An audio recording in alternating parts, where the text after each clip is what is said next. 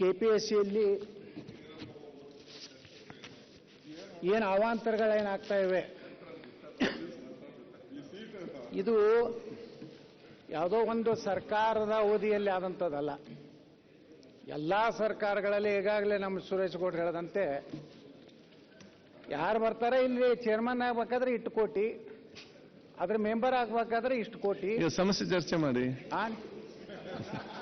ಯಾವ್ದ್ರಿ? ಅವ್ರಿಗೆ ನಮ್ಮ ಮ್ಯಾಗ ವಿಶೇಷ ಪ್ರೀತಿ ಇದೆ. ಯಾಕಂದ್ರೆ ಅಧ್ಯಕ್ಷರೇ, ಈ ಮೊನ್ನೆ ಆದ ಪರೀಕ್ಷೆಯಲ್ಲಿ ಏನು ಸಮಸ್ಯೆ ಆಗಿದೆ ಇದನ್ನು ಹೇಗೆ ಸರಿಪಡಿಸಬಹುದು ಅಂತ ಹೇಳಿ ಬರಲಿ ಸಲಹೆ. ನಾವು ಒಟ್ಟಾರೆ ಕೆಪಿಎಸ್ಸಿಯ ಪರಿಸ್ಥಿತಿಯನ್ನು ಮಾತಾಡ್ಬೇಕಲ್ರಿ ಅಧ್ಯಕ್ಷರೇ. ಓಕೆ. ಸಮಯ ನೀವು ರಾತ್ರಿ 11 ತನಕ ನಡೆಸ್ತೀರಿ, 1 ತನಕ ನಡೆಸ್ತೀರಿ. ನಿಮಗ ಟೈಮು ಯಾವಾಗ ಏನ್ ಮಾಡ್ತಿರೋ ನಮಗಂತೂ ಹತ್ತೋದಿಲ್ಲ. ಮುಂಜಾನೆ 8 ಗಂಟೆಗೆ ರಾತ್ರಿ 1 ಗಂಟೆ ತನಕ ಬರೀತೀರಿ. ಈಗ ಅವ ಐಷಾರಾಮ ಕುರ್ಚಿ ಬಂದು ಆ ಕುರ್ಚಿ ಬಗ್ಗೆನೂ ಚರ್ಚೆ ನಡೆದದ. ಅದಕ್ಕೆ ಅಧ್ಯಕ್ಷರೇ, ಒಟ್ಟು ಕೆಪಿಎಸ್ಸಿಯ ವಾತಾವರಣ ಸರಿ ಇಲ್ಲ. ಅಲ್ಲಿ ನಾಮಿನೇಟ್ ಆಗೋರು ಜಾತಿ ಆಧಾರದ ಮೇಲೆ, ದುಡ್ಡಿನ ಮೇಲೆ. ಯಾವ ಜಾತಿಯವ ಮೆಂಬರ್ ಆಗ್ತಾನೋ ಅವ ತನ್ನ ಜಾತಿಯವ್ರನ್ನ ಅಲ್ಲಿ ಸಿಲೆಕ್ಷನ್ ಮಾಡೋದು ಅವ್ನ ಧರ್ಮ ಅಷ್ಟೇ. ಅಲ್ಲಿ ಮೆರಿಟ್ ಆಗಲಿ, ಪಾಪ ಹಳ್ಳಿಗಾಡಿನ ಜನ ಬಂದಂಥವ್ರಿಗೆ ಅವಕಾಶ ಸಿಗೋದಾಗಲಿ ಸಾಧ್ಯ ಇಲ್ಲ. ಯಾಕಂದರೆ ಇವರು ಕನ್ನಡ ಮತ್ತು ಇಂಗ್ಲಿಷ್ ಇವು ಎರಡೂ ಏನಿದೆಯಲ್ಲ, ಮೊದಲು ಈಗಾಗಲೇ ಹೇಳಿದ್ರೆ ನಮ್ಮ ವಿರೋಧ ಪಕ್ಷ ನಾಯಕರು ಮೂಲ ಕನ್ನಡದಲ್ಲಿ ಪ್ರಶ್ನೆಯನ್ನು ತಯಾರು ಮಾಡಬೇಕು, ಅದನ್ನು ತುರ್ಜಿಮೆಯನ್ನು ಇಂಗ್ಲಿಷ್ನಲ್ಲಿ ಮಾಡಬೇಕು. ಇಲ್ಲಿ ಏನಾಗ್ತಾ ಇದೆ, ಅಲ್ಲಿರುವಂಥ ಮೆಂಬರ್ ಸೆಕ್ರೆಟರಿ ಭಾಳ ಪ್ರಾಮಾಣಿಕ ಬಂದ್ರೂ ತೊಂದರೆಯಲ್ಲಿ ಆ ಮನುಷ್ಯ ಅವ್ರನ್ನ ಇಟ್ಕೋದೇ ಇಲ್ಲ. ಒಬ್ಬ ಅಧಿಕಾರಿ ನಂತರ ಅವ್ರು ಹೊಟ್ಟೆ ಕೆಪಿಎಸ್ಸಿಯಲ್ಲಿರುವಂಥ ತಂಡ ಏನಿದೆ ಅಲ್ಲ, ನಾವು ಎಷ್ಟೋ ಸಲ ಬರ್ತಾರೆ. ನಾವು MLA ಅಂದ ಮೇಲೆ ನಾವು ಹಿಂದೆ MP ಇದ್ದಾಗ ಹೋಗಿದ್ದೀವಿ ಒಬ್ಬ ಕೆಪಿಎಸ್ಸಿ ಮೆಂಬರ್ ಮನೆಗೆ ವ್ಯವಹಾರ ಮಾಡ್ಲಿಕ್ಕೆ ಹೋಗ್ಬೇಕಲ್ಲ ಅಷ್ಟೇ. ಅಲ್ಲೇನು ಪ್ರಾಮಾಣಿಕರದಾರೆ, ಬಡವರು ಅದಾರೆ, ಅವು ಏನಿಲ್ಲ. ಅಧ್ಯಕ್ಷರು, ಇವತ್ತು ಸಾಕಷ್ಟು ನೇಮಕಾತಿಗಳು ಇವರು ಮಾಡುವಂಥ ತಪ್ಪುಗಳಿಂದ ಇವತ್ತು ನೋಡ್ರಿ ಅಧ್ಯಕ್ಷರೇ, ಈಗಾಗಲೇ ನಮ್ಮ ವಿರೋಧ ಪಕ್ಷ ನಾಯಕರಿಂದ 2 ಲಕ್ಷ ಜನ ಅವರು ಎಲ್ಲೋ ಟ್ರೈನಿಂಗ್ ಕೋಚಿಂಗ್ ಕ್ಲಾಸಸ್ ಅದಾವೆ, ಧಾರವಾಡದಲ್ಲೋ ಬಿಜಾಪುರದಲ್ಲೋ. ಆ ಕೋಚಿಂಗ್ ಕ್ಲಾಸ್ನಲ್ಲಿ ಬಡವರು ಆ ಹಳ್ಳಿಯಿಂದ ಬಂದು ಅಲ್ಲಿ ಕೋಚಿಂಗ್ ತಗೊಂಡು, ಅಧ್ಯಕ್ಷರು ಒಮ್ಮೊಮ್ಮೆ ಅವ್ರು ಊಟ ಎಲ್ಲಿ ಮಾಡ್ತಾರೆ ಗೊತ್ತೈತೇನೆ ಅಧ್ಯಕ್ಷರೇ, ಎಲ್ಲರೇ ಅನ್ನದಾಸೋಹ ನಡೆದಿದ್ರೆ, ಎಲ್ಲರೂ ಗಣಪತಿ ಕಾರ್ಯಕ್ರಮ ನಡೆದಿದ್ರೆ, ಎಲ್ಲರೇ ನಾಡದೇವಿ ಕಾರ್ಯಕ್ರಮ ನಡೆದಿದ್ರೆ ಅಲ್ಲಿ ಹೋಗಿ ಊಟ ಮಾಡ್ತಾರೆ. 1000-2000 ಜನ ಒಂದೊಂದು. ಈ ಶ್ರಾವಣ ಮಾಸದಲ್ಲಿ ನಮ್ಮ ಕಡೆ ಎಲ್ಲ ಡೈಲಿ ಅನ್ನಪ್ರಸಾದ ಇರ್ತದೆ. ಅಲ್ಲಿ ಹೋದ್ರೆ ಸಾವಿರಾರು ಹುಡುಗರು ಬರ್ತಾರೆ. ಅಂದ್ರೆ ಅಷ್ಟು ಬಡತನದಿಂದ ಹಗಲು ರಾತ್ರಿ ಕಣ್ಣಿಗೆ ಎಣ್ಣೆ ಹಾಕೊಂಡು ಅಧ್ಯಯನ ಮಾಡಿದ್ಮೇಲೆ ಅವರಿಗೆ ನ್ಯಾಯ ಸಿಗಲಾರ್ದನೆ ವ್ಯವಸ್ಥಿತವಾಗಿ ಕರ್ನಾಟಕದಲ್ಲಿರುವಂಥ ನಮ್ಮ ಪ್ರತಿಭೆಗಳನ್ನು ಇವತ್ತು ನೇಮಕಾತಿಯಲ್ಲಿ ಆಗ್ತಾ ಇಲ್ಲ. ಇದೊಂದು ಹೆಂಗೆ ನಮ್ಮ ಸಿದ್ದರಾಮಯ್ಯನವ್ರು ಮಾಡ್ಯಾರಲ್ಲ ತಾಳಿ ಭಾಗ್ಯ ಅಂತ ಹೇಳಿ, ತಾಳಿ ಭಾಗ್ಯ ಕಾರ್ಯಕ್ರಮ ಇದ್ದಂಗಿದೆ. ಆ ವರನ್ನ ಕಾಂಟ್ಯಾಕ್ಟ್ ತಗೋತಾರೆ, ನೀನು KS ಅಧಿಕಾರಿನ ಮಾಡ್ತೀವಿ, ನನ್ನ ಮಗಳನ್ನ ಆಗಬೇಕು. ಅವ್ರ ಅಧಿಕಾರಿ ಮಗಳರಿರ್ಬೋದು, ರಾಜಕಾರಣಿ ಮಗಳರಿರ್ಬೋದು, ಅವರು ಇಲ್ಲೆಲ್ಲ ಈಗ ಹೇಳೋದಲ್ಲ ರೇಟ್ ಏನೇನಿದೆ ಅಂತೇಳಿ. ಇದೇನಾದ್ರು ನೋಡಿ ಅಧ್ಯಕ್ಷರೇ, ಇವತ್ತು ನಾವು ಕಾಂಗ್ರೆಸ್ BJP ಅಂತಲ್ಲ, ನಮ್ಮ ಪಕ್ಷದಾಗಿದ್ದಾಗೂ ಆಗೈತೆ. ಇವೇನು ಸ್ವಾಯತ್ತ ನೀವು ಸಂಸ್ಥೆ ಅಂತಿರಲ್ಲ, ಇಲ್ಲಿ ನೇಮಕಾತಿ ಆಗೋದೇ ದುಡ್ಡದ ಮೇಲೆ. ಅದು ಪೊಲ್ಯೂಷನ್ ಬೋರ್ಡ್ ಇರ್ಬೋದು, KPSC ಇರ್ಬೋದು, ಮತ್ತು ಅವ್ರು ಅಷ್ಟು ದುಡ್ಡು ಕೊಟ್ಟು ಬಂದ ಮೇಲೆ ಅವರು ಅಲ್ಲಿ ಹಣ ಸಂಪಾದನೆ ಮಾಡಬೇಕಲ್ಲ. ಈ ರೀತಿ ಉದ್ದೇಶಪೂರ್ವಕವಾಗಿ, ಮತ್ತು ಅವ್ರು ಯಾರ್ದು ಕಂಟ್ರೋಲ್ ಇಲ್ಲ ಅಂತ ಹೇಳ್ತೀರಿ. ಅವ್ರು ನಿಯಂತ್ರಣ ಮಾಡುವಂಥದ್ದನ್ನು ಅಧಿಕಾರ ಇಟ್ಕೋಬೇಕಲ್ಲ ಸರ್ಕಾರ. ಈಗ ನಾವು ಸುಪ್ರೀಂ ಕೋರ್ಟ್ ಬಗ್ಗೆ ಕಾವೇರಿ ವಿಚಾರದಲ್ಲಿ ನಾನೇ ವಿಧಾನ ಪರಿಷತ್ನಲ್ಲಿ ಮಾತಾಡಿದೆ. ಸುಪ್ರೀಂ ಕೋರ್ಟು ಏನು ಬೇಕಾದ್ರೆ ತೀರ್ಪು ಕೊಟ್ಟರೆ ಕನ್ನಡ ನೀರು ಬಿಡು ಅಂತ ಹೇಳ್ಬಿಟ್ರೆ, ಅದನ್ನಂಥವು ಚರ್ಚೆ ನಾವು ಮಾಡಿದಾಗ KPSC ಬಗ್ಗೆ ಇದೊಂದು ಯಾವುದೇ ಪಕ್ಷದ ಯಾವುದೇ ಸರ್ಕಾರದ ಅಧೀನದಲ್ಲಿ ಇಲ್ಲ ಅಂದಮೇಲೆ ಅದರ ನಿಯಂತ್ರಣ ಮಾಡುವ ಅಧಿಕಾರ ನಮ್ಮ ಈ ಒಂದು ಸದನಕ್ಕಿದೆ.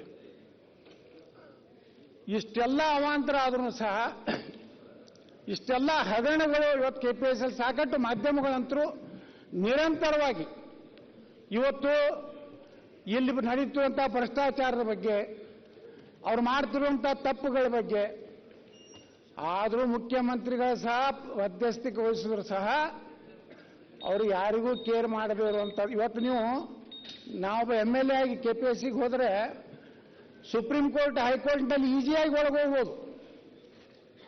ಅಲ್ಲಿ ಈಸಿಯಾಗಿ ಬಿಡುವುದಿಲ್ಲ ಅಧ್ಯಕ್ಷರು MLAಗಳಿಗೆ ಅವ್ರ ಚೇರ್ಮನ್ರು ಮೀಟಿಂಗ್ ಮಾಡ್ತಾ ಇದ್ದಾರೆ. MLA ಹೋದ್ರೂ ಬರೋದಿಲ್ಲ.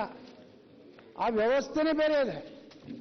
ಅದೊಂದು ಏನಾಗ್ಬಿಟ್ಟಿದೆ ಅಂದರೆ KPSC ಅಂತ ಬ್ರಹ್ಮಾಂಡ ಭ್ರಷ್ಟಾಚಾರ ಇವತ್ತು ಇದು ತಡೆ ಹಿಡಿಬೇಕು. ಪ್ರಾಮಾಣಿಕ ಯಾವ ರೀತಿ ಇವತ್ತು ನಾವು ಶಿಕ್ಷಕರನ್ನು ನಾವು ಗೋವಿಂದಗೌಡರಿದ್ದಾಗ ಈ ರಾಜ್ಯದ ಶಿಕ್ಷಣ ಮಂತ್ರಿಗಳಿದ್ದಾಗ ಇವತ್ತು ಗೋವಿಂದಗೌಡರನ್ನ ಎಲ್ಲ ಶಿಕ್ಷಕರು ನೆನಪು ಮಾಡ್ಕೋತಾರೆ. ಯಾಕಂದ್ರೆ ಇಡೀ ಶಿಕ್ಷಕರ ನೇಮಕಾತಿಯನ್ನೇ ಪಾರದರ್ಶಕವಾಗಿ ಮಾಡೋದು. ಇವತ್ತು PSI ಹಗರಣ ಏನಾಯ್ತು? ಮುಚ್ಚಿ ಹಾಕಿಬಿಟ್ರಲ್ಲ. ಯಾವನೊಬ್ಬ ಏನು ಇಡೀ ಜಿಪ್ಪನೇ ಅವನು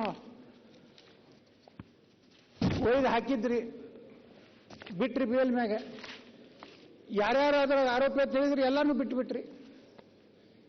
ಅಂದ್ರೆ ಎಲ್ಲಿ ಅದೇ ಕೋರ್ಟ್ಗೆ ನೀವು ಸರಿಯಾಗಿ ಸಮರ್ಪಕವಾಗಿ ನೀವು ದಾಖಲೆ ಕೊಡುವುದಿಲ್ಲ. ವ್ಯವಸ್ಥಿತವಾಗಿ ಅಲ್ಲಿ ನಮ್ಮ ಸರ್ಕಾರದ ಪರವಾಗಿ ವಾದ ಮಾಡೋರು ಸಹಿತ ಸರಿಯಾಗಿ ಮಾಡದೇ ಇರೋದ್ರಿಂದ ಅವರ ಈಗ ಮತ್ತೆ ರಾಜಾರೋಷವಾಗಿ ಅಡ್ಡಾಡ್ತಾ ಇದ್ದಾರೆ. ಮತ್ತು ಅವ್ರು ನಮ್ಮ ಮಗಳು ಬಂದು ಫೋಟೋ ತಕ್ಕೋತಾ ಇದ್ದಾರೆ. ಈ ರೀತಿ ಅಧ್ಯಕ್ಷರೇ ಏನು ಮಾಡಿದ್ರು ಸಹ ಇವತ್ತು ನಾವೇನು ಇವತ್ತು KPSCಯ ಪರಿಸ್ಥಿತಿಯನ್ನು ನೋಡ್ತಾ ಇದ್ದೀವಿ. ಇದು ಯಾರಾದರೂ ಕೇಳಬೇಕಲ್ಲ. ನಮ್ಮ ಸರ್ಕಾರ ಬಡವರ ಪರವಾಗಿ, ನಮ್ಮ ಸರ್ಕಾರ ದೀನದಲಿತರ ಪರವಾಗಿ ಎಲ್ಲರೂ ಘೋಷಣೆ ಕೊಡ್ತೀವಿ.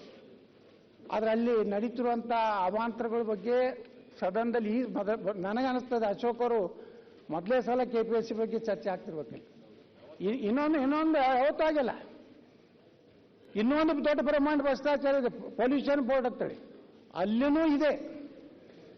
ಏನು ನೇಮಕಾತಿಗಳು ಇವ್ರು ಏನು ಮಾಡ್ತಿರಲ್ಲ ನೀವು. ಹಿಂದನೂ ಆಯ್ತು, ಮುಂದನೂ ಆಯ್ತು. ಈಗ ಬಹಳಷ್ಟು ನಾನು ನಾಳೆ ಹೋಗಿಲ್ಲ. ಯಾಕಂದ್ರೆ ಬಹಳ ಅಶೋಕ್ ಅವರು ಬಹಳ ವಿಸ್ತಾರವಾಗಿ ಮಾತಾಡೋರು. ಯಾವ ರೀತಿ ರಾಷ್ಟ್ರಪತಿ ಅನ್ನೋ ಶಬ್ದವನ್ನು ಯಾವ ರೀತಿ ಕನ್ನಡದಲ್ಲಿ ಅದನ್ನು ಅಮೆರಿಕ ಅಧ್ಯಕ್ಷ ಅನ್ಬೇಕಾಗಿತ್ತು, ರಾಷ್ಟ್ರಪತಿ ಅಂತಾರೆ. ಅಂದ್ರೆ ಇಲ್ಲಿ ಯಾರು ತಿಳಿಯಿದ್ದವ್ರು ಕನ್ನಡ ಇದ್ದವ್ರು ಏನಾರು ಅದಾರೋ ಅಥವಾ ಎಲ್ಲಿ ಅವ್ರಿಗೆ ಏನು ಅರ್ಥ ಆಗಲಾಗೈತವ್ರು. ಅದು ಯಾವ ಕನ್ನಡ ಏನೋ ಅದನ್ನು ತಿಳಿಯಲ್ಲ. ನಮ್ಮ ಕನ್ನಡ ಅಂತರಲ್ಲ, ನಿಮ್ಮ ಶುದ್ಧವಾದಂಥ ಸುಂದರವಾದಂಥ ಕನ್ನಡನೂ ಇಲ್ಲ. ಇದು ಒಂದು ಕನ್ನಡ ಬೇರೆ ಇದೆ ಅಧ್ಯಕ್ಷರೇ. ದಕ್ಷಿಣ ಕನ್ನಡದ ಸುಂದರವಾದ ಕನ್ನಡನೂ ಇಲ್ಲ. ನಮ್ಮ ಉತ್ತರ ಕರ್ನಾಟಕದ ಒಂದು ರೀತಿ ಗಡಸು ಕನ್ನಡನೂ ಇಲ್ಲ. ಇದು ಗೂಗಲ್ ಕನ್ನಡ ಇದೆ. ಇದು ಗೂಗಲ್ ಕನ್ನಡ. ನಮ್ಮ ಕನ್ನಡ ಕರ್ನಾಟಕದಲ್ಲಿ ಗೂಗಲ್ ನೋಡಿ ಇವರು ಟ್ರಾನ್ಸ್ಲೇಷನ್ ಮಾಡ್ತಾರೆ. ಇದು ಅಂತ ಹಣೆ ಬರ್ರಿ ನಾನು ಗೂಗಲ್ಗೆ ಯಾಕೆ ಹೋಗ್ತೀರಿ? ನಮಗೆ ಕೇಳಿದ್ರೆ ಹೇಳ್ತೀವಲ್ಲ ಯಾವ್ದು ಅನ್ಬೇಕು ಅನ್ನೋದು. ಖಾಲಿ ಇದೀವಿ. ನೀವು ಕೊಟ್ಟು ಕಳಿಸ್ರಿ ಈ ಶಬ್ದಗಳಿಗೆ ಏನು ಅನ್ಬೇಕು ಅನ್ನೋಂಥದ್ದು ನಾವು ಮಾರ್ಕ್ ಮಾಡಿ ಕಳಿಸ್ತೀವಿ ನಾವು. ಅಂದ್ರೆ ಒಟ್ಟಾರೆ ಇದು ಉದ್ದೇಶಪೂರ್ವಕವಾಗಿ ಕನ್ನಡದ ಅಭ್ಯರ್ಥಿಗಳಿಗೆ ಕನ್ಫ್ಯೂಷನ್ ಆಗಬೇಕು. ಕನ್ನಡದ ಮಕ್ಕಳಿಗೆ ನೇಮಕಾತಿ ಆಗೇಬಾರ್ದು. ಏನು ದೊಡ್ಡ ದೊಡ್ಡ ಕಾನ್ವೆಂಟ್ ಸ್ಕೂಲ್ನಲ್ಲಿ ಕಲ್ತಂತ ದೊಡ್ಡ ದೊಡ್ಡ ಶ್ರೀಮಂತ ಮಕ್ಕಳು ಏನು ಇಂಗ್ಲಿಷ್ ಕಲ್ತಿರ್ತಾರೆ, ರಾಜಕಾರಣಿಗಳ ಮಕ್ಕಳಾಗಲಿ ಅಧಿಕಾರಿಗಳ ಮಕ್ಕಳಾಗಲಿ ಅವರಷ್ಟೇ ನೇಮಕಾತಿ ಆಗುವಂತ ವ್ಯವಸ್ಥಿತವಾದ ಸಂಸ್ಥೆ. ಇದು ನಾನು ಪ್ರಾಮಾಣಿಕವಾಗಿ ಇದನ್ನ ತನಿಖೆ ಮಾಡಿಸಿ ಸಂಬಂಧಪಟ್ಟಂತ ಎಲ್ಲ ಅಲ್ಲೇನು ಎಕ್ಸಾಮಿನರ್ ಹಿಡಿದು ವ್ಯಾಲ್ಯೂಯೇಟರ್ ಏನಾದರೆ ಎಲ್ಲರನ್ನೂ ತನಿಖೆ ಒಂದು CBI ತನಿಖೆ ಮಾಡೋದು ಒಳ್ಳೆಯದು. ಮರುಪರೀಕ್ಷೆ ಮತ್ತಿದೆ ತಪ್ಪು ಮಾಡ್ತಾರೆ. ಇವ್ರೇನಾದ್ರೆ ಇವ್ರನ್ನ ಹೊರಗೆ ಹಾಕ್ಬೇಕು. ಇಂಥವ್ರನ್ನ ಏನೇನು ಅದಕ್ಕೆ ಕೊಟ್ಟಾರಲ್ರಿ ಅವ್ರು ಹೋಗುತ್ತಾನೆ ಸುಧಾರಣೆ. ಯಾಕಂದ್ರೆ ಅವ್ರು ಕೋಟ್ಯಾಧೀಶರಾಗ್ಬಿಟ್ಟಾರೆ. ಅವ್ರಿಗೆ ಯಾರ್ದು ಕೇರಿಲ್ಲ. ದುಡ್ಡು ಹೋಗೋದ್ರಾಯ್ತು, ಏನು ಬೇಕಾದಾಗ್ತದೆ ಅನ್ನೋಂಥ ವ್ಯವಸ್ಥೆ ಬಂದ್ಬಿಟ್ಟಿದೆ ಅಲ್ಲ ಅಧ್ಯಕ್ಷರೇ. ಇದನ್ನು ಕಡಿವಾಣ ಹಾಕಬೇಕಾದ್ರೆ ಇದು ವಿಶ್ವಾಸಾರ್ಹದ ತನಿಖಾ ಸಂಸ್ಥೆಯಿಂದ ಪೂರ್ಣ ಪ್ರಮಾಣದಲ್ಲಿ ತನಿಖೆ ಆಗಬೇಕು, ಅವ್ರಿಗೆ ಜೈಲಿಗೆ ಹೋಗ್ಬೇಕು. ನಮ್ಮ PSI ಇದರಲ್ಲಿ ಏನು ನ್ಯಾಯ ಸಿಗಲಿಲ್ಲ. ನಾವು ನೋಡಿದ್ವಿ, ನಾವು ಹೊಡ್ಕೊಂಡು ಮಾಧ್ಯಮದಲ್ಲಿ ಕೇಳ್ತಿದ್ರು. ಆಯ್ತು. ಕಡೆಗೆ ನಮ್ಮ ಮ್ಯಾಗನ ನೋಟಿಸ್ ಕೊಡ್ಸಿದ್ರು.